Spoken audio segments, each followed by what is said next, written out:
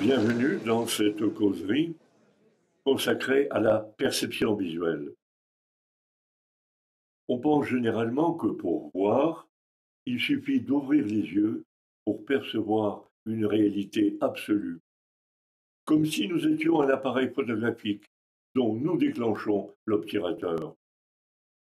En fait, la perception visuelle relève d'une démarche perceptive qui fait que nous construisons nos images de toutes pièces, mais succombons aussitôt à l'illusion de leur véracité. Mais place aux images pour se rendre compte comment nous nous bernons nous-mêmes.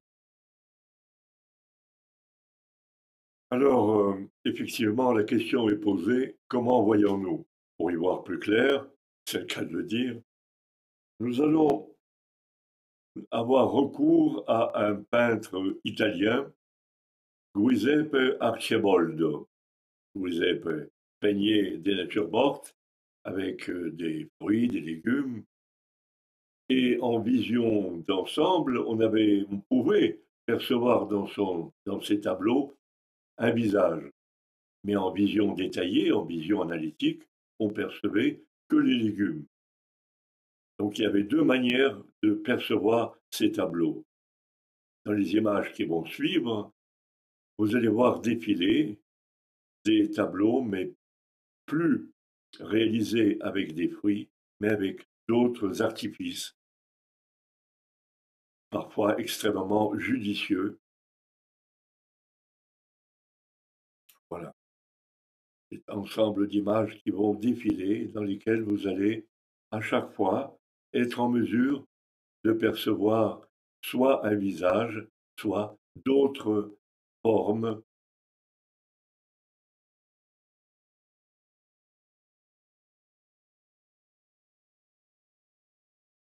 C'est à chaque fois une surprise.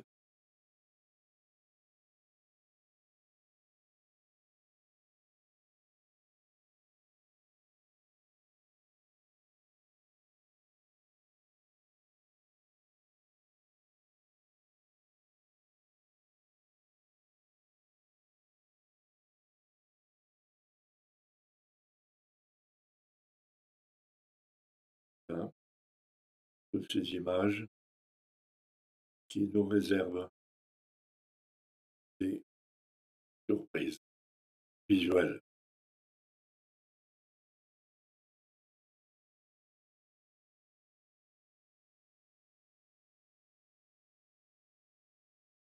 Van Gogh, réinterprété.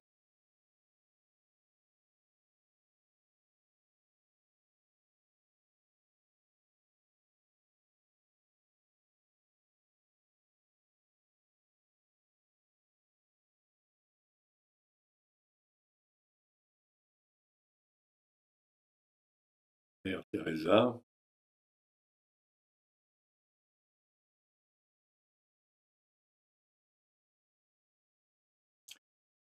Alors, toutes ces images nous confèrent une leçon, nous donnent une leçon. Si on se borne à une vision analytique, on perçoit que les détails, on perçoit, mais en aucune manière, on sera en mesure de percevoir le visage ou les visages, c'est-à-dire la globalité. C'est-à-dire que la vision, la perception, la démarche analytique prive tout un chacun de la perception globale d'une situation. Et ceci, en première instance, est quelque chose à retenir, à mémoriser. C'est une leçon que nous pouvons retirer de cette première expérience de perception visuelle. Alors voici un autre exercice de perception visuelle. Vous avez à l'écran une liste de couleurs. Chaque nom de couleur est coloré dans une couleur qui ne correspond pas au nom de la couleur. Le jaune n'est pas en jaune, et ainsi de suite. Donc il vous est proposé de lire la couleur dans laquelle chaque nom de couleur est coloré et non pas le nom de la couleur et non pas le nom de la couleur. Et vous allez vous apercevoir facilement que vous aurez tendance à lire le nom et non pas la couleur, ce qui montrera que vous fonctionnez dans une dominante analytique, ce qui est le propre de la civilisation occidentale, contrairement à la civilisation orientale qui fonctionne différemment. Voilà, je vous laisse faire l'exercice. Alors notre cerveau est doté de deux lobes, le lobe gauche à dominante analytique dont nous venons de parler, et le lobe droit à dominante analogique, à dominante globalisante, dont sont dotés généralement plutôt les artistes et les poètes, voire les chercheurs. Alors, ces deux facultés, bien sûr, dans l'idéal, fonctionnent de manière conjointe, mais comme nous l'avons vu, il y a en général des dominantes liées au caractère de chaque personne.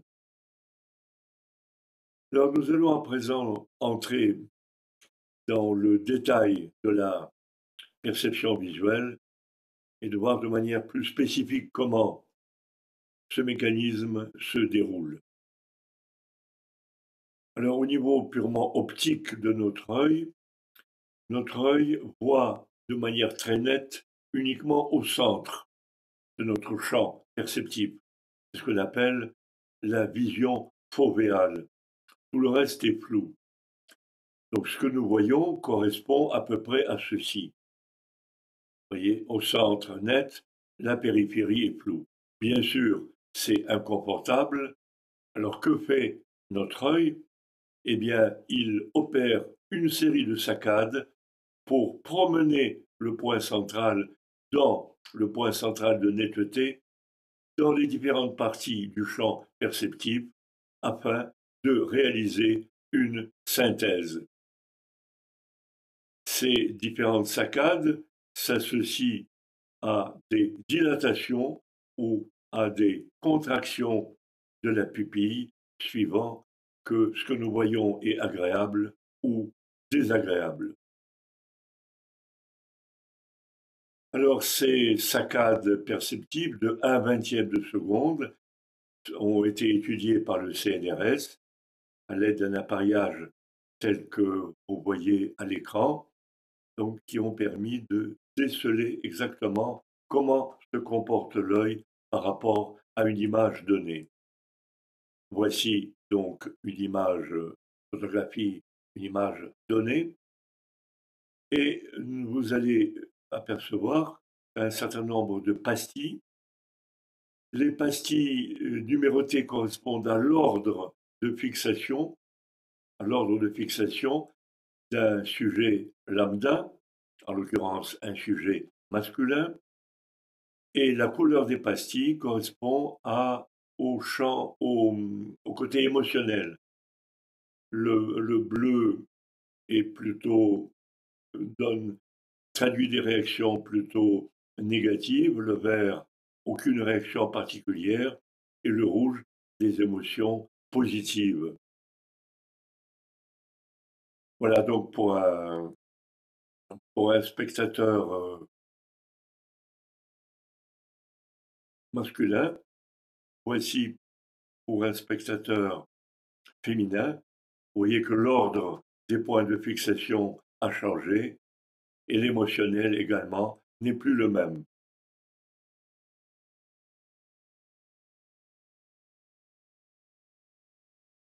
C'est un test connu. Donc on demande aux personnes de donner un âge à cette femme. Alors vous allez, si vous ne connaissez pas le test, vous allez dire probablement 20 ans ou au contraire 80. Alors comment se fait-il? Eh bien, si vous avez dit 80, c'est que vous avez perçu et analysé l'image de la manière suivante. L'œil pour cet endroit, le nez pour cet autre endroit, et la bouche pour cet autre endroit. Alors que si vous avez perçu 20 ans, votre choix s'est porté sur des endroits du dessin différents, d'où l'obtention d'une conclusion différente de la précédente. Voilà en comparatif les deux cas.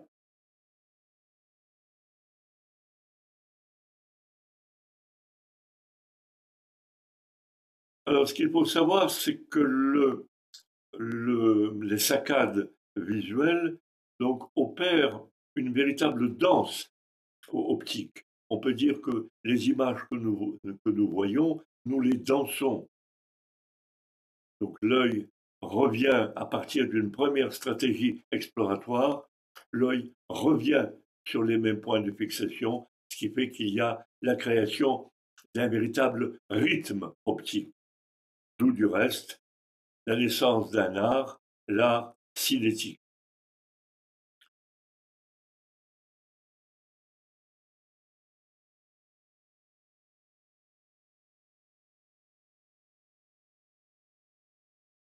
Alors nous pouvons conclure de tout ce que nous venons de voir que nous voyons tous des choses différentes.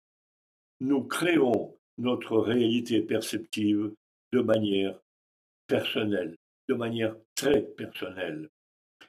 Et cette création dépend de notre âge, de notre sexe, de notre culture, de nos a priori, de nos goûts. Dans le cas d'un témoignage oculaire, lors d'un accident, certaines personnes diront que la voiture qui a causé l'accident était rouge, alors que d'autres soutiendront mordicus qu'elle était verte. Qui a raison, qui a tort? Les deux. Chacun d'entre nous crée sa réalité perceptive de manière individuelle. Ce qui est bien entendu, dans la pratique des choses, n'est pas sans créer d'interminables discussions. Et tout ceci, bien sûr, peut également être valable au niveau de la pensée. Notre pensée également, quelque part, crée notre réalité de manière spécifique, ce qui fait que nous avons des points de vue. Du reste, on retrouve la vue ici, on est toujours dans la vue, des points de vue différents. Voilà, c'est nous qui sommes à l'origine de ces différences. Elles nous caractérisent. Alors, pour illustrer à présent le rôle de l'interprétation dans notre mode de perception, voici quelques exemples. Vous avez à gauche le buste mortuaire de Wagner et à droite le moule en creux. Comme nous ne disposons d'aucune référence visuelle d'un visage humain en creux, notre œil interprète l'image de droite en tant que relief, alors qu'en réalité, on se trouve face à quelque chose qui est en creux.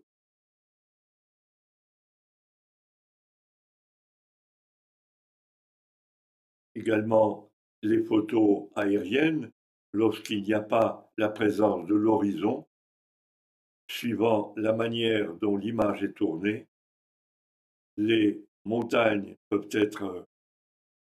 devenir des vallées et inversement, car nous interprétons le relief à partir d'un éclairage qui vient d'en haut.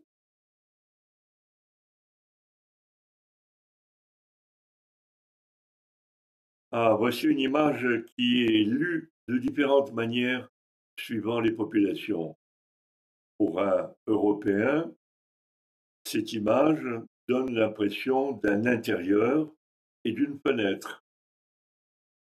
Pour un Africain, il a l'impression qu'il s'agit d'un extérieur, que la femme porte sur sa tête un bidon et qu'à droite, en haut et à droite, se trouve un arbre. Donc une même image, deux perceptions, deux interprétations opposées.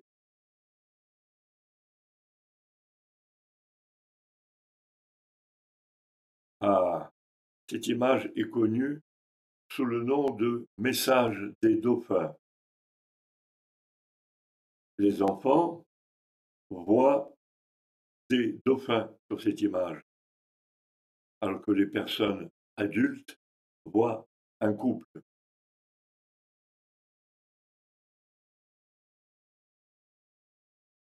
Voilà les dauphins.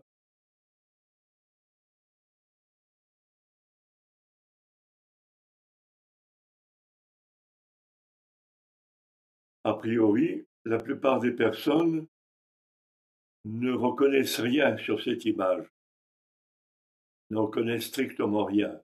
En général, les spectateurs voient des taches et rien d'autre.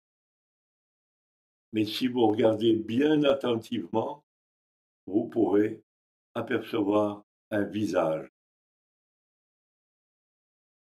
Un visage barbu. Vous avez en haut la ligne des yeux, au milieu d'image la ligne de la bouche et un peu plus bas celle de la barbe. Je vous laisse quelques minutes pour chercher. Voilà.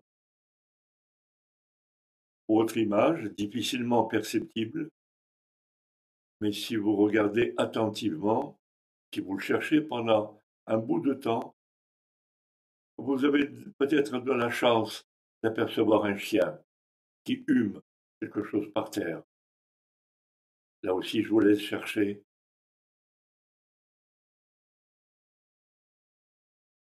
Voici une image qui m'a été donnée de montrer à un public très différent dans le cadre d'un exposé que je faisais pour un public de Air France.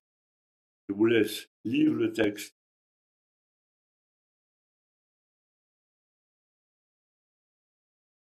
Et vous constaterez que les interprétations de cette image varient de manière étonnante en fonction des différentes cultures. Voilà. Nous interprétons toujours et toujours en fonction de ce que nous sommes. Il revient à dire que nous créons notre réalité visuelle, ou tout au moins que nous la co-créons.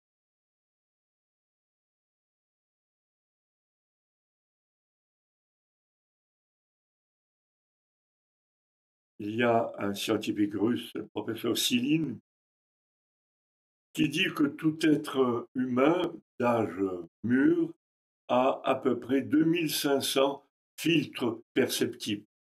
C'est-à-dire que les personnes voient la réalité à travers des lunettes qui filtrent, qui interprètent.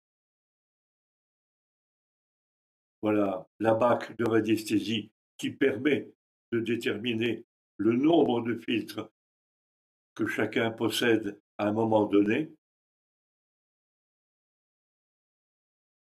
Et Céline dit que lorsque ce nombre de filtres atteint un niveau critique, l'âme n'en peut plus et tire sa révérence.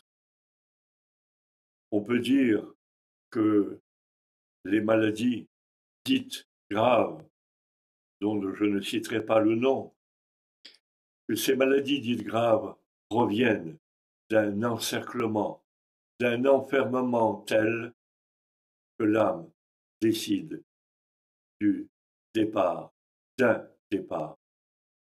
Mais nous aurons l'occasion par la suite de traiter de ce type de sujet lors de prochaines causeries.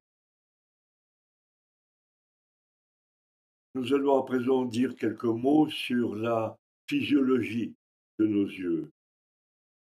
Notre rétine est tapissée de cellules spécialisées, les unes pour la perception du noir et blanc, les autres pour la perception des couleurs. Chaque cellule possède sa spécialité. Lorsque l'une des cellules est particulièrement sollicitée, Et lorsque l'on passe à un autre sujet de perception, les cellules qui étaient au repos vont donner une réponse beaucoup plus vive, beaucoup plus intense que normale. L'expérience qui va suivre va nous permettre de nous en rendre compte. Je vais vous demander de fixer la partie centrale de cette figure, hein, le rond jaune. Je vais compter jusqu'à 3 et à 3, je vais envoyer une image toute blanche. Vous allez maintenir votre regard fixé au centre et constater quelque chose dont nous parlerons dans les secondes qui suivent. Donc je compte pour fixer le cercle jaune central, je compte jusqu'à 3. 1, 2, 3. Logiquement, vous avez dû reconnaître une figure qui vous est familière. Elle est apparue par cet effet de rémanence. Toute la peinture classique repose, notamment au niveau des gris, dans la coloration des, des gris dans des teintes qui vont compenser les couleurs présentes. C'est-à-dire que l'artiste fait chanter les couleurs en jouant justement sur cet effet de rémanence. S'il y a quelque part un petit peu de bleu, eh bien, les gris seront colorés légèrement dans du jaune, et ainsi de suite.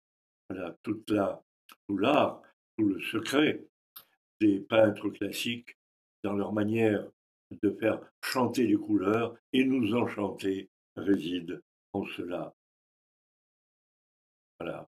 Là, ici, le contraste des couleurs est beaucoup plus net, beaucoup plus prononcé.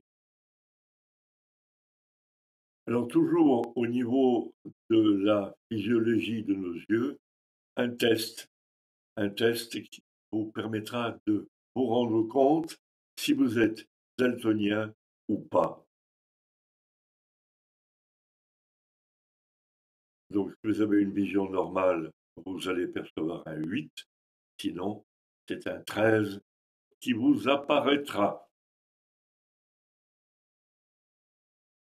Alors, nous allons parler maintenant d'une notion très importante en matière de perception visuelle, cette notion de pulseur. Un pulseur est un élément qui fait danser notre regard. Il l'oriente dans une direction et pas dans une autre. Un pulseur fonctionne par antagonisme. D'un côté, il repousse, de l'autre, il attire. D'un côté, il repousse, de l'autre, il attire. Du reste, tout dans l'univers fonctionne par un système de force antagoniste. Le premier de ces pulseurs, donc, ce sont les lignes de force d'une image. Une ligne de force est une ligne déterminée par les contours rectilignes d'un sujet. Dans cette image publicitaire, vous voyez qu'un faisceau de lignes convergentes se forme, ce qui attire le regard sur des points bien précis. Donc, il s'agit de points de focalisation. Ces points de focalisation qui servent la marque en question. Le petit jeu des 7 erreurs consiste justement à placer les erreurs, les changements dans des points, à des endroits où ne se trouvent pas les points de focalisation, ce qui rend le petit exercice amusant et difficile. Autre pulseur, le fond et la forme. La forme attire le regard, le fond vient en perception en second plan, en second. La forme, le fond et la forme. Dans ce tableau, bien sûr, on regarde d'abord les fruits, on regarde d'abord la forme, et seulement ensuite on perçoit le fond. Découvert par Paul Almazy, la hiérarchie perceptive. Paul Almazy était un journaliste qui avait fait le tour du monde. Je crois qu'il n'avait pas visité un seul pays. Je me souviens plus lequel, mais voilà, c'est un reporter de haut niveau. Et Paul Almazy a mis en évidence que dans une image étaient perçus en premier les éléments vivants, en second les éléments mobiles et en troisième les éléments immobiles. Autre pulseur intéressant, l'induction. Donc ce pulseur met en évidence quelque chose qui n'est pas pleinement représenté. Il induit une forme qui quelque part est absente. Ainsi par exemple, ici, toutes ces pastilles découpées donnent l'impression d'une table qui n'existe pas, d'une table rectangulaire qui n'existe pas. Le triangle de Kanitsa, également, où il y a deux triangles fantômes, deux triangles induits par à la fois les lignes angulaires et la découpe dans les trois pastilles. Triangle de Kanitsa.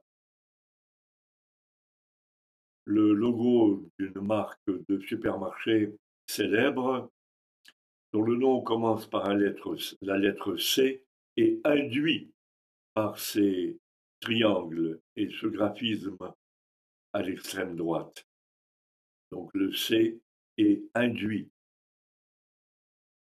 Alors nous allons à présent découvrir la manière dont nous lisons les lettres que nous écrivons, le courrier que nous recevons, les lettres des livres que nous lisons, les lettres qui se trouvent sur les affiches dans nos villes. Nous allons découvrir ce processus.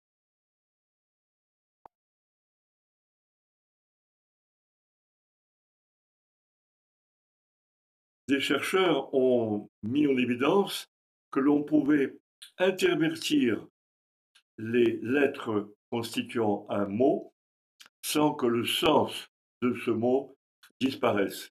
C'est-à-dire que sa lecture reste possible lorsque l'ordre des lettres est inversé.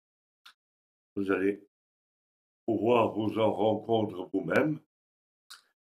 Je vous laisse quelques secondes pour lire ce texte.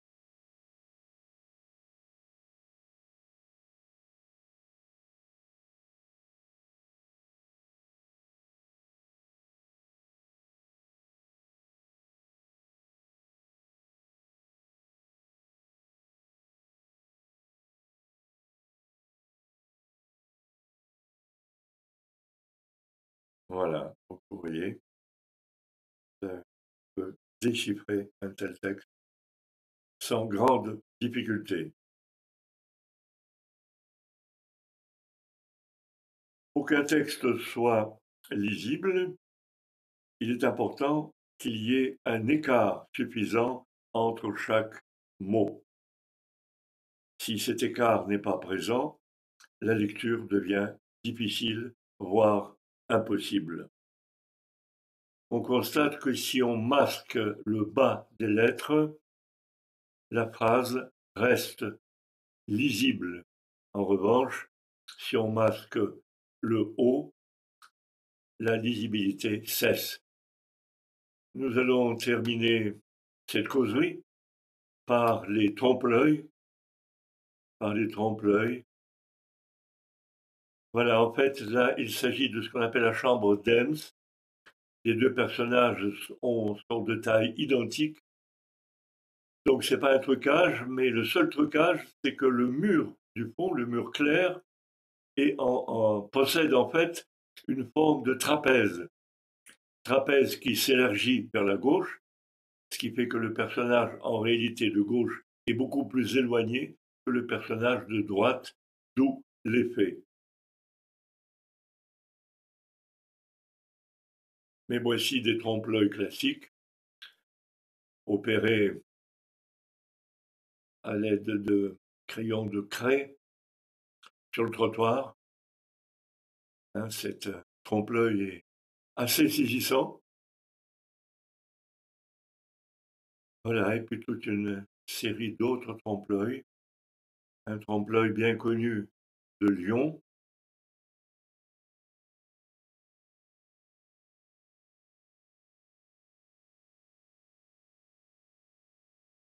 autre trompe-l'œil.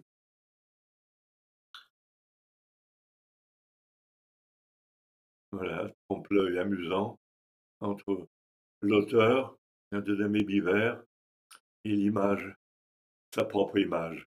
Voilà. Et nous terminerons par cette image très symbolique d'un personnage qui sort du cadre, de son cadre,